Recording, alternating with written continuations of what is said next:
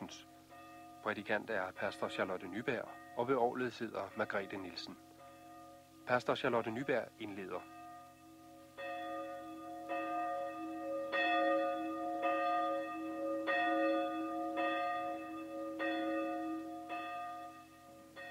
Velkommen til Metodistkirken i Horsens. Mit navn er Charlotte Nyberg, og jeg er præst her i menigheden. Den gudstjeneste, vi sammen skal fejre i dag, den er på en måde som en hvilken som helst gudstjeneste i en hvilken som helst metodistkirke. Og dog. I disse dage fejrer vi nemlig 100-året for menighedens stiftelse. Selve dagen var i fredags den 2. oktober, så festen har allerede varet i nogle dage. Vi fortsætter måneden ud, i det vi blandt andet får besøg af en del af de præster, der tidligere har betjent menigheden, eller som er udgået herfra. I gudstjenesten i dag vil vi markere jubilæet, da vi får overbragt en hilsen fra pastor Robert Nielsen Aarhus, som er formand for Metodistkirkens hovedbestyrelse. Ellers kommer I ikke til at mærke så meget til jubilæet. Men jeg kan da fortælle, at vi efter gudstjenesten spiser sammen, og derefter har et historisk program, hvor flere generationer vil fortælle og har valgt sange specielt fra deres tid. De salmer, vi sammen skal synge under gudstjenesten, er nummer 194 i Metodistkirkens salmebog, Denne er dagen, som Herren har gjort. Det er nummer 368 i den danske salmebog. Nummer 273 i Metodistkirkens salmebog, Kærlighed, som ej har lige. Nummer 172 i Metodistkirkens salmebog, Halleluja, Guds menighed. Og nummer 643, også i Metodistkirkens salmebog, Vi takker for din kirke. Bortset fra den første salme, er salmerne skrevet af metodister. Den første er vores store salmedigter, Charles Wesley, og de to sidste er metodistpræster her fra Danmark. Vor organist, både ved gudstjenesten i dag og til daglig, er frøken Margrethe Nielsen. Vi fejrer altså 100 års jubilæum, men egentlig går historien længere tilbage. Metodismen kom til Horsens, fordi byen var en gennemgangsstation for de første metodistprædikanter. Menigheden blev stiftet med 19 medlemmer, og i begyndelsen mødtes man i forskellige private hjem. Der udbrød snart en vækkelse, og arbejdet voksede. Efter nogle år, hvor man havde ført en omflakkende tilværelse, hos venner og bekendte fik man bygget en menighedssal og en præstebolig. Og i 1906, for 75 år siden, byggede man Gethsemane-kirken, som også i dag er vort kirkehjem. Vor kirke ligger i et typisk arbejderkvarter, og det har præget virksomheden i menigheden igennem årene. I dag kan vi se tilbage på et rigt menighedsliv igennem de mange år.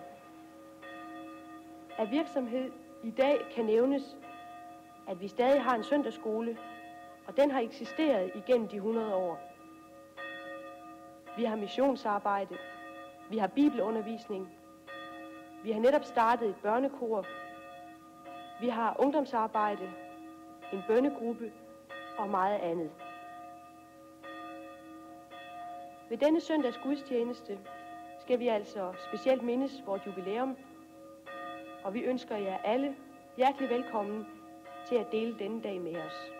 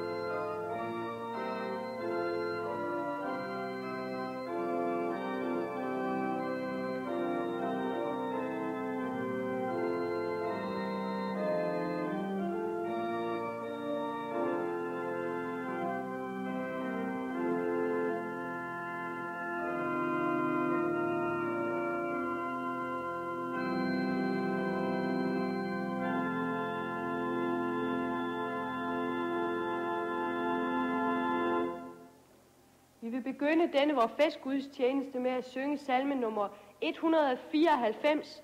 Denne er dagen, som Herren har gjort.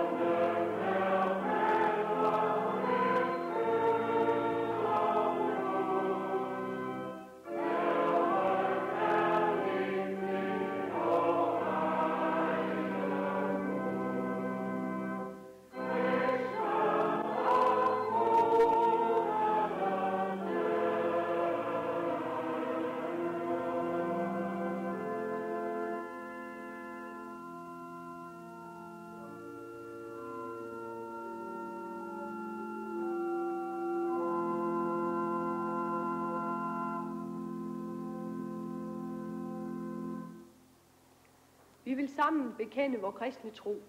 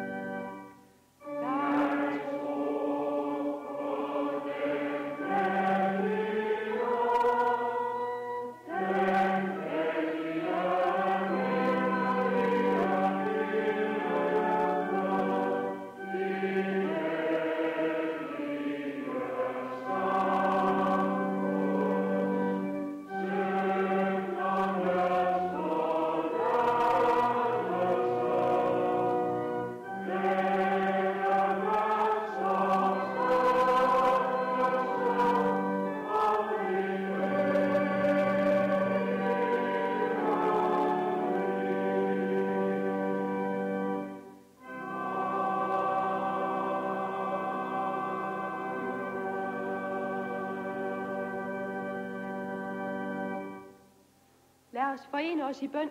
Lad os bede.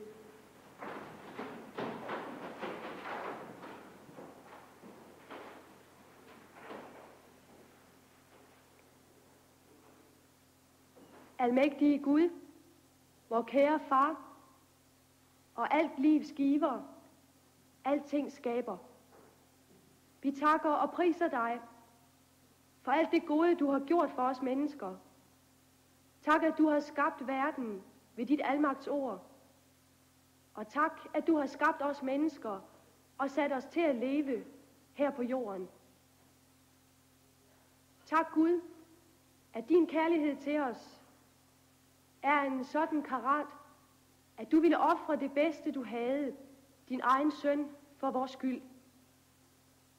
Herre Jesus, vi takker og priser dig, fordi du kom her til jorden og var et menneske iblandt mennesker. Tak, fordi du lærte os at leve, sådan som det er Guds vilje, at vi skal leve. Tak, at du hjalp, at du trøstede, at du greb ind, der hvor den onde havde magten. Men Jesus, mest af alt, tak fordi du ofrede dig selv på Golgata for vores skyld. Og tak fordi du påskemorgen sprængte dødens grænser og den ondes bånd. Herre Jesus, vi priser dig, fordi du sendte din Helligånd til os. Og gode Helligånd, vi beder, at du vil gøre dit værk også i dag. At du må herliggøre Jesus og lære os, hvem han er. Og at du må gøre gerninger i vort liv, så at vi må vokse i hellighed og bære frugt. Kære Gud, vi beder dig for alt det, vi har at bede for. For hele den store, hvide jord. For alle de mennesker, som findes her. Vi beder dig for dem, der lever i sult og elendighed. For de mennesker, der lever der, hvor der er krig. For alle, som er angst for, hvad morgendagen kan bringe. Herre, vil du hjælpe os, som har så meget. Vil du hjælpe os til at ændre tingene i verden ved din hjælp. Vi beder dig for din kirke, ud over hele jorden, uanset hvad navn den kalder sig. Tak, Herre, at dit ord stadig bliver forkyndt, og at dit værk måske iblandt mennesker. Vi beder dig for den del af kirken, som er blevet vor, og for vor menighed, som er samlet til fest her i dag. Herre, tak for alle dem, som er gået før os, og tak, at vi stadig har dit ord levende iblandt os. Vi beder, Herre, at vi må holde det højt, at vi må leve efter din vilje, og at vi må vinde andre mennesker ind i dit rige. Herre, vi beder dig for alle, som ikke kender dig, og for alle, som ikke vil vide af dig. Vi beder dig for alle, som er syge, de, der skal dø, og dem, der skal miste nogen, de holder af. Herre, vil du gøre det sådan, at deres tro må kunne holde. Vi beder dig for dem, hvis tilværelse er slået i stykker, enten af dem selv eller af andre. Herre, vil du komme med trøst og lindring. Og vi beder dig for os selv, for alt, hvad vi har at bede for. Vi takker dig, fordi du har givet os din egen dag, hvor vi må samles om dit ord, hvor vi må lovsynge og møde dig i bønnen. Herre, vi beder, at du på en særlig måde vil velsigne os denne dag. I Jesu navn. Amen.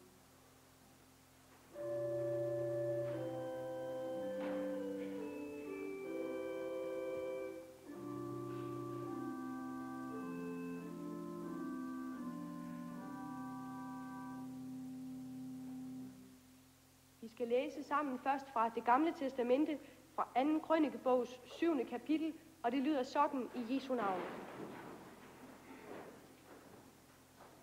Salomo var nu færdig med at opføre Herrens hus og kongens palads. Og alt, hvad Salomo havde sat sig for at udføre ved Herrens hus og sit palads, havde han lykkeligt ført igennem.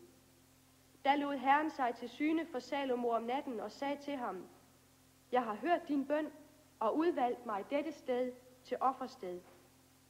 Nu skal mine øjne være åbne, og mine ører lytte til bønnen, der bedes på dette sted. Og nu har jeg udvalgt og helliget dette hus, for at mit navn skal bo der til evig tid, og mine øjne og mit hjerte skal være der alle dage. Amen.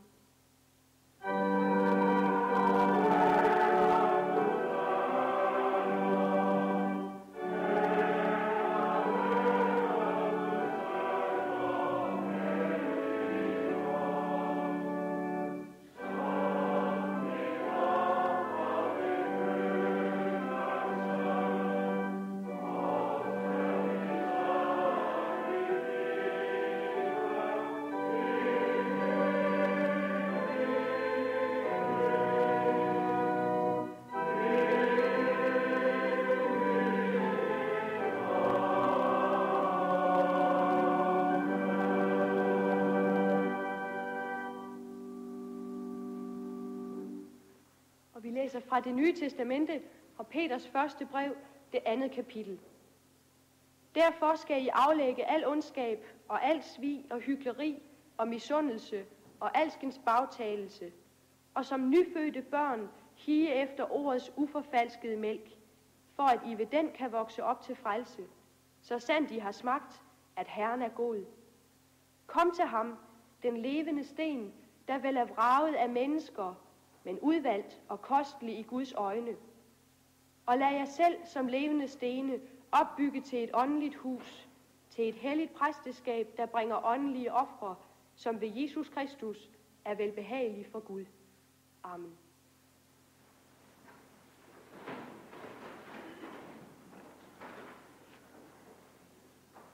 Jeg skal bekendtgøre, at vi skal synge salme nummer 273, Kærlighed som ej har lige. Inden vi synger den salme, så vil pastor Robert Nielsen overbringe en hilsen fra Metodistkirken i Danmark. Værsgo.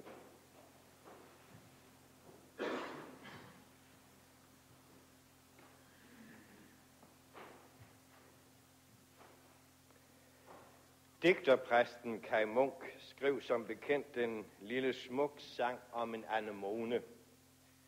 Han hentede selv denne anemone på Lolland og plantede den i Vestjylland. Selv havde han ikke nogen stor forventning til, at blomsten skulle trives der. Det var jo ikke de bedste betingelser der mod nord eller mod vest. Så en dag i marts ser han alligevel anemonen titte frem, og så kommer tankerne i gang, og sangen slutter med, at Kaj Munk bøjer sig ned til blomsten og stryger den silkeflor, og her er det, han udbryder: Du lille anemone, hvor er din skaber stor? For omtrent 100 år siden, da metodistmenigheden begyndte at skyde frem her i Danmark, der var der mange, der tænkte, og der var nogen, der sagde, at denne kirke passer ikke til danske forhold. Det er muligt, det er en kirke, der vil gøre sig andre steder, men ikke her i landet. Her vil den snart uddø igen. Nu har Metodistkirken virket i Skandinavien i mere end 125 år, og den er virket her i Horsens i 100 år. Betingelsen har ikke altid været de bedste, men den har overlevet, og den lever i dag i fuld blomst. Metodistkirken er i dag en del af dansk kirkeliv. Det er ikke en fremmed plante, der har forvildet sig ind på en andens område. Blandt Guds kirkeplanter i Danmark står denne lille anemone ukuelig og sikker. Den ved nemlig, hvem det er, der har plantet den her. Fra Metodistkirken i Danmark og fra kirkens hovedbestyrelse skal det i dag lyde en tak og et tillykke til Horsens menighed. Vor kirkefar John Wesley sagde de berømte ord: Metodismen i verden er ét folk. Som kirke på landsplan har vi altid følt, at vennerne her i Horsens levede op til disse ord. I var aldrig jer selv nok. I tænkte på fællesskab, også det fællesskab, der rækker ud over Horsens by og menighed, ud på landsplan, ja ud i hele verden. Når vi i dag markerer denne 100-årsdag, kan vi så gøre det bedre end netop den måde, Kaj Munk gjorde det på, da han så sin anemone, bøjer os ydmygt og siger om Metodistkirken, som vi kan kalde Guds kirkeanemone: Du lille anemone, hvor er din skaber stor? Tillykke Horsens menighed, Guds velsignelse over kommende dage. Tak for det. Vi synger salme nummer 273, og mens vi gør det, vil vi indsamle kollekten til menighedens arbejde.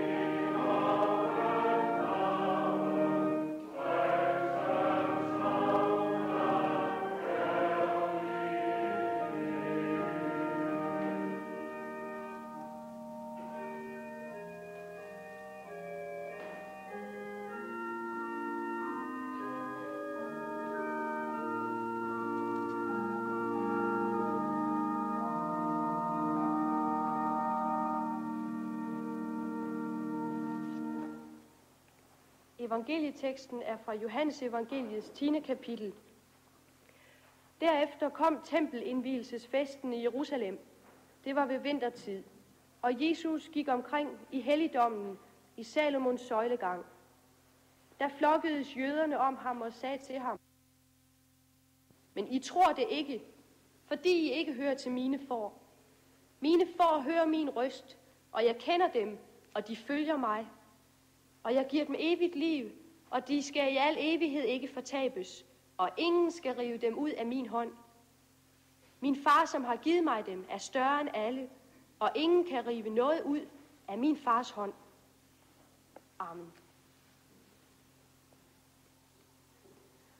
Vi mennesker har brug for tryghed. Vi har brug for et fast ståsted.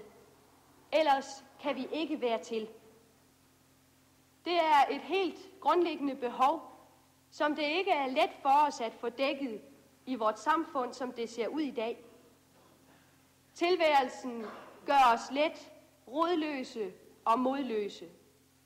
Alt er blevet relativt, og alt for meget afhænger af andres følelser og for godt befindende.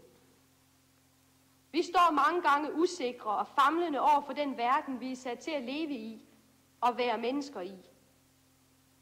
Hvad skal vi tro? Hvad tør vi håbe? Hvor skal jeg gå hen? Og hvad skal der blive af mig? Og så flygter vi ind i det, at vi gerne vil have firkantede svar, som det er let at håndtere. Det vil sige, nej, selvfølgelig vil vi ikke det. Ikke hvis man spørger os direkte.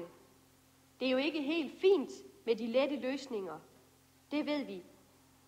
Men alligevel, det var nu rart, om tilværelsen kunne sættes på formler. Det var også rart, om det vi tror som kristne, var let at bevise og forklare.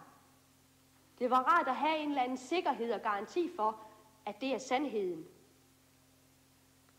Jøderne i evangelieteksten ønskede også at få klar besked med hensyn til Jesus. Er du Kristus, så sig os det. Hold os ikke hen i det uvisse. De ville vide, om han var den, de ventede på. Ham Gud selv ville sende for at redde mennesker. For at sætte folket og brødrene i frihed. De ville vide, om han var den, der ligesom den folkefører og befrier Judas Maccabæus, som de netop fejrede ved tempelindvielsesfesten, om han var af samme slags. Men de ville altså gerne have klar besked. Han kunne vel sige det rent ud, Jesus, så man kunne vide, om han var værd at satse på. Det er jo altid rarest at være sikker. Sikker på ikke at blive ladt hjælpeløs tilbage i verden endnu en gang. Eller at blive til grin for den sags skyld. Men Jesus svar er ikke særlig tilfredsstillende. Jeg har jo sagt jer det, men I vil ikke tro det. Er det nu noget at komme med? Er det noget at komme med til mennesker, der søger og åbenbart er interesseret i at høre, om han er den, der har løsningen på alles problemer? Ja, det er noget at komme med. Jesus giver os ikke firkantede svar og lette løsninger, fordi tilværelsen ikke er hverken let eller firkantet. Han henviser til det, han allerede har gjort, og til det, han gør. Og så siger han sandheden så barsk, som den er.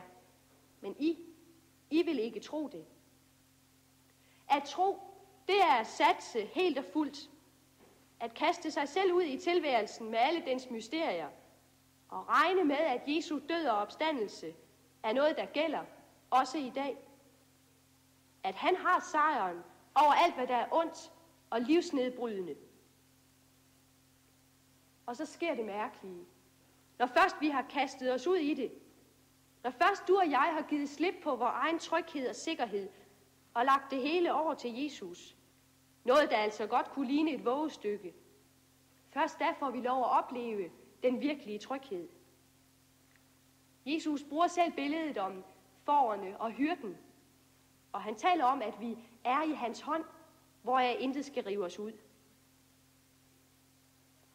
Det betyder ikke, at det at være en kristen, det er hverken at have firkantede svar, eller at være ligeglade med, om verden går op eller ned.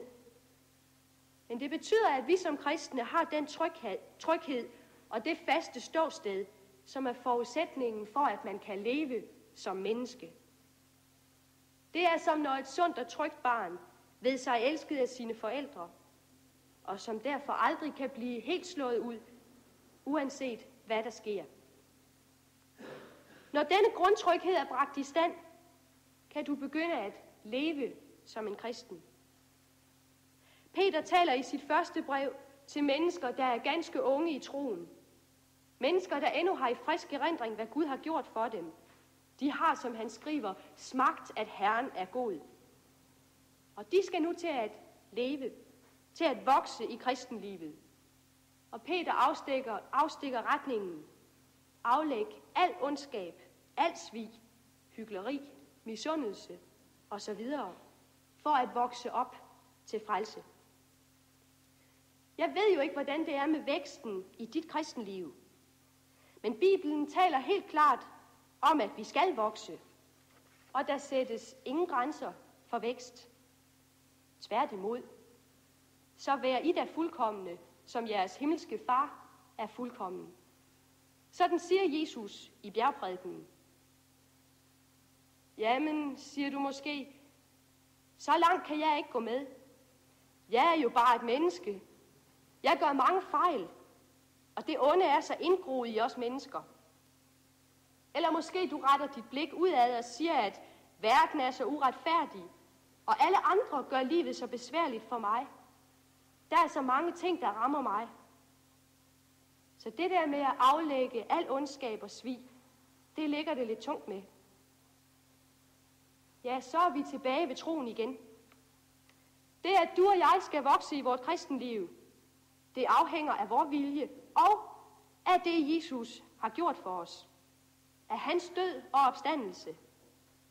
Hvis hans gerning virkelig er noget, der er værd at satse på, så er det også noget, der har konkret betydning her i tilværelsen, og ikke bare noget, der handler om livet efter døden. Det evige liv, det er noget, der begynder allerede her. Vi kan spørge som jøderne, men Jesus, er du da den, der kan ændre tilværelsens muligheder helt og fuldstændigt? Er du den, der har magt til at fjerne alt ondt i mig?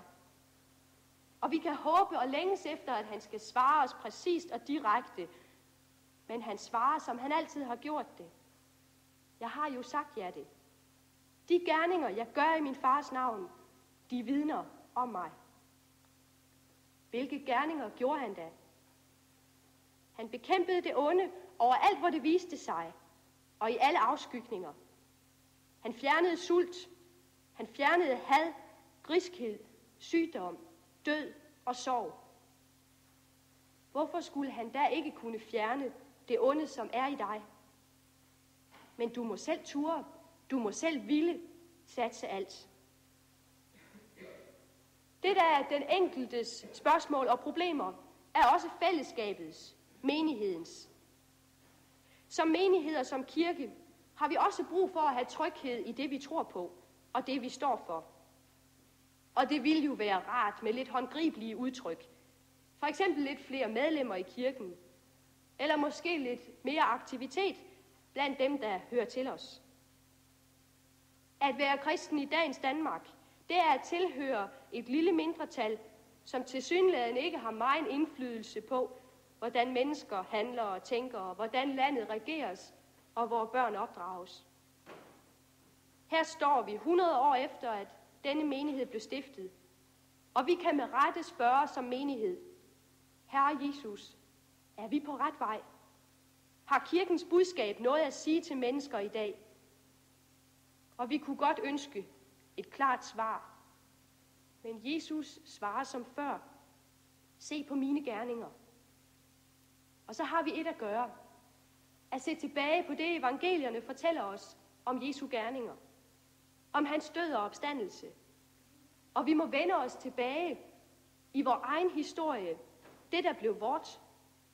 Og det er det, vi gør i disse dage.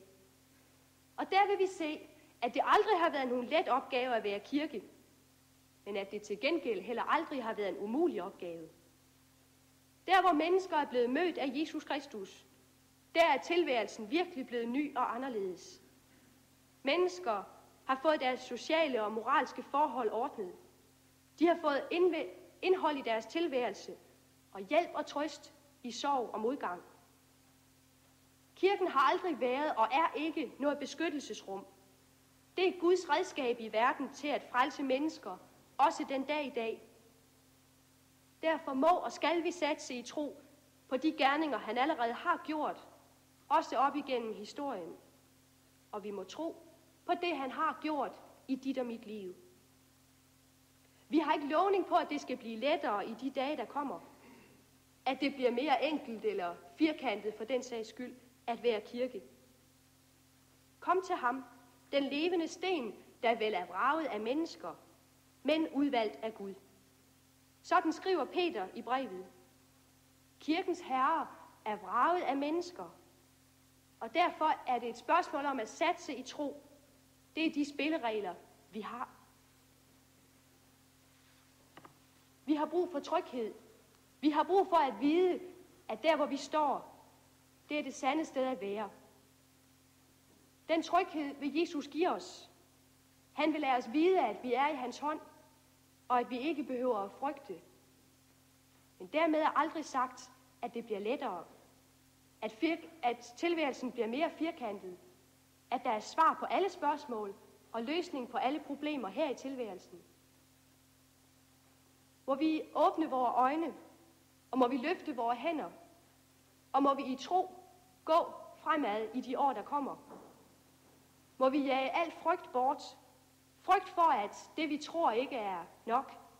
Frygt for, at det ikke kan holde. Frygt for, at det ikke er noget at komme med i dag. Han er kirkens herre.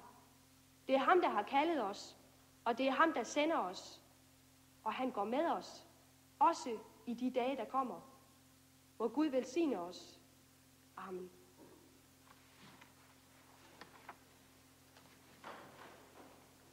Vi synger salmen nummer 172. Halleluja, Guds menighed, din tak lad opad stige.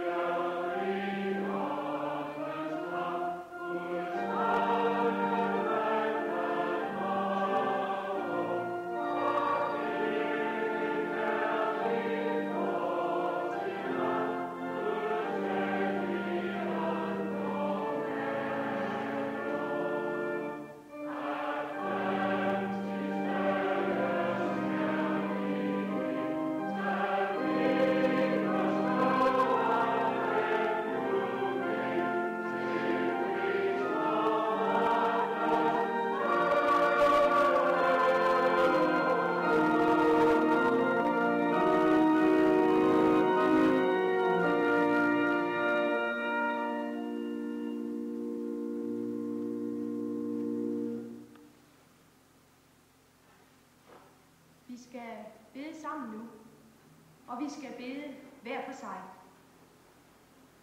Lad os i vor bøn tage de mennesker frem, som har betydet noget for os og for vort kristenliv. De mennesker, som er gået før os, og som har båret evangeliet videre til dig og mig. Og lad os så selv ønske og bede om, at vi må kunne bringe budskabet videre til generationer og tider, der ligger foran os. Lad os være stille nu, og hver især takke og prise Gud for dem, der er gået før, og lad os indvie os til selv at gå. Lad os bede.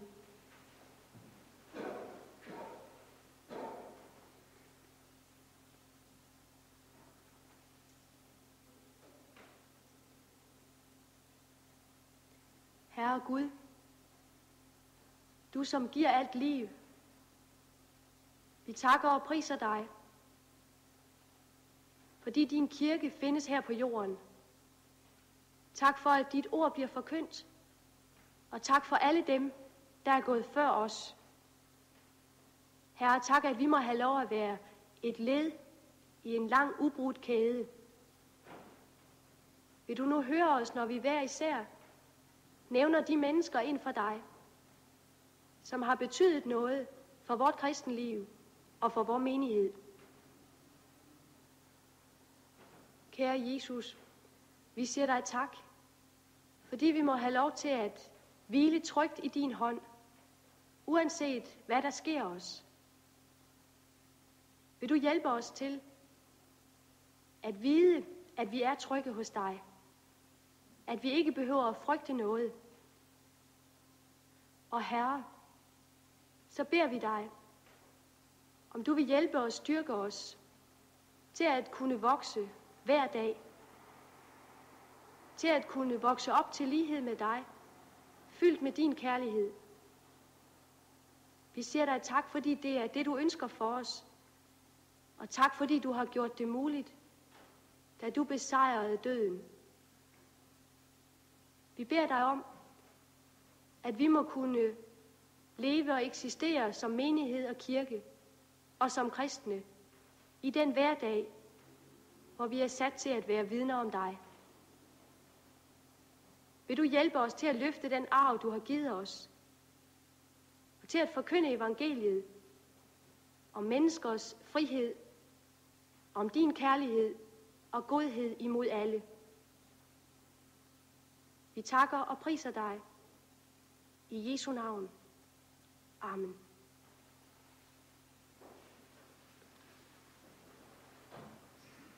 Vi synger salme nummer 643. Vi takker for din kirke. Oh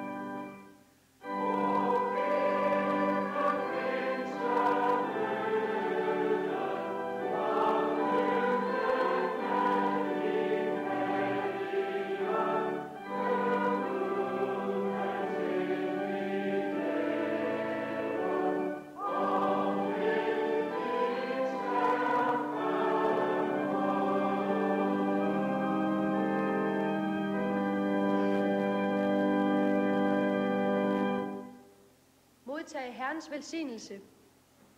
Må så vor Herres Jesu Kristi nåde, Guds, vor Fars kærlighed og Helligåndens samfund være med os alle. Amen.